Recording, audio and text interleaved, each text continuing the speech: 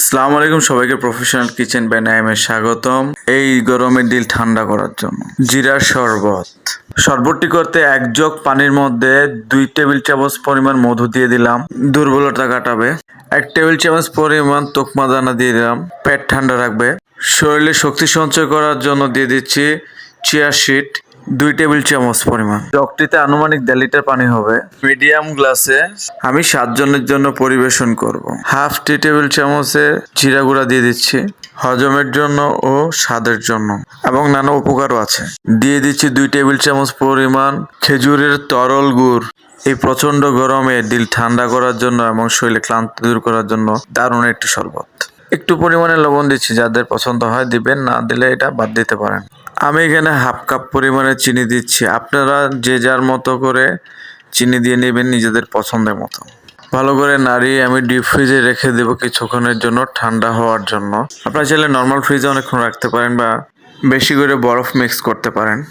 আমি সবশেষে লেবু মিক্স করব, কিন্তু লেবুটা যদি আগে মিক্স করি তাহলে এটা অ্যাসিড হয়ে যেতে পারে, যার জন্য আমি লেবুটা সবার শেষে মিক্স করব যখন আমি এটা পরিবেশন করব। 20 মিনিটের জন্য ডিপে রেখে দেব। 20 মিনিট হয়ে গেছে, এখন আমি পরিবেশন করব। আমি লেবুর রস অ্যাড করব। আমি এখানে একটা লেবুর রস দিচ্ছি, আপনারা চাইলে কম বেশি দিতে পারেন আপনাদের মতো করে। আমি আবারও বলছি, পরিবেশনের আগে লেবুর রস অ্যাড করবেন। কাটা লেবুর টুকরো দিয়ে দিলাম ঘ্রাণ এবং সৌন্দর্যের জন্য। ঠান্ডার উপরে ঠান্ডা করার জন্য কিছু বরফ দিয়ে দিলাম। আরও কিছু ডেকোরেশন করার জন্য গ্লাসে কিছু বরফ দিয়ে দেব এবং লেবুর টুকরো দিয়ে দেব। দেখতেই পাচ্ছেন শরবতটা কেমন হয়েছে, দিল ঠান্ডা করার মতো।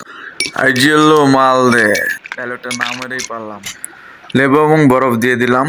গ্লাসে ঢালার আগে ভালো করে নাড়িয়ে দেবেন, না হলে নিচে সব জমাট বেঁধে থাকবে। জিল্লু এখন মাল বিতরণ করবে। একটু ফান করলাম, আপনারাও বানিয়ে ফেলুন।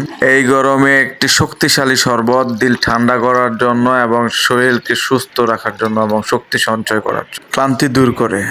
আশা করি সবার ভালো লেগেছে। আর যদি ভালো লেগে থাকে লাইক, কমেন্ট ও শেয়ার করবেন। অবশ্যই ফলো দিবেন ফেসবুকে, ইউটিউবে সাবস্ক্রাইব ও বেল বাটনটি চাপ দিতে ভুলবেন না। সবাই ভালো থাকবেন।